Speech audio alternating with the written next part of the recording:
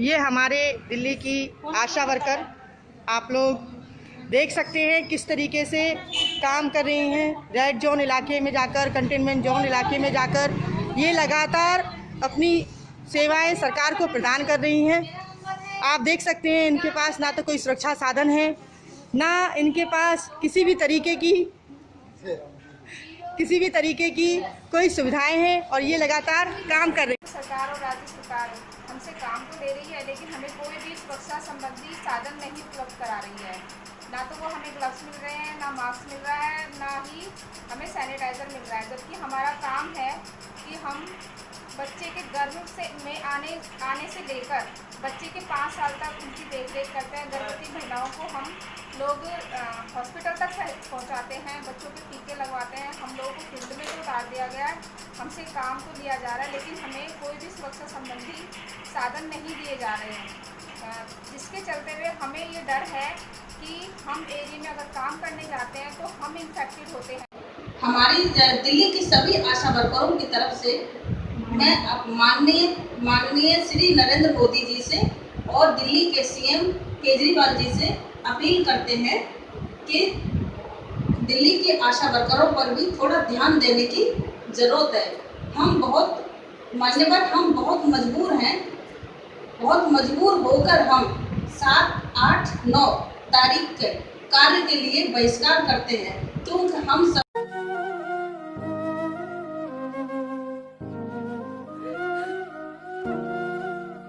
मेरा देश आज सिरे बीमारी में फंसा, ऐसा हो यार अंधेरा कोई दी।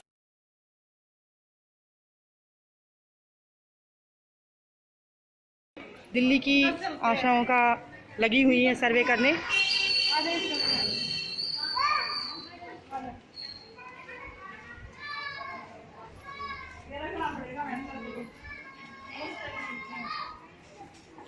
सर्वे भी कर रहे हैं, पोस्टर लगाने का भी कर रहे हैं। हम सेंटर से अकेले आते हैं, हमें कोई भी सुविधा पीपी की किट वगैरह नहीं दी गई है, फिर भी हम सारा काम करते हैं अपने परिवार और अपने बच्चे को छोड़ के।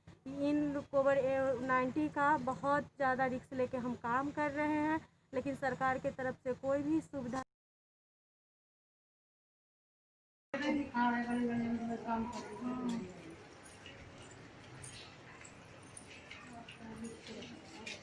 आप देख सकते हैं कि ये लोग जगह जगह गलियों में घूम कर किस तरीके से काम कर रही हैं। ध्यान दिया जाए।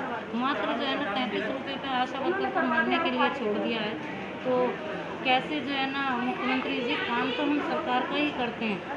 आके रात के 10 बजे हैं और हम हॉस्पिटल में आए हुए सफदरजंग में अपनी एक प्रेग्नेंट महिला को लेकर। इसको हम सारे काम कर रहे हैं, दिल्ली गवर्नमेंट के सारे काम कर रहे हैं, केंद्र सरकार के कर रहे हैं, पर आशा वर्कर्स की कोई सैलरी नहीं दी जा रही है, कोई वो नहीं है कि कोई वैल्यू नहीं है। आशा वर्कर रात को भी अपने बच्चों का काम करती है, अपने बच्चों को छोड़ के आती है, इनका काम करवाती है।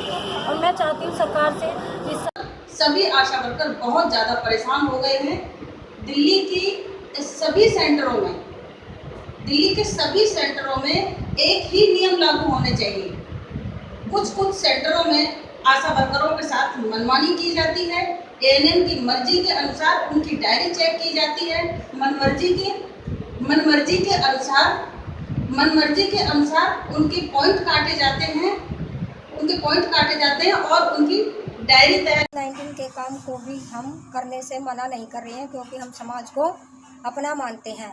सरकार को हमारे बारे में भी सोचना चाहिए। बिना सुरक्षा साधनों के अगर हम काम करेंगे तो हम ही संक्रमित नहीं होंगे, बल्कि हमारे साथ साथ वो भी संक्रमित होंगे जिनके स्वास्थ्य की सुरक्षा के लिए सरकार ने हमें रखा है।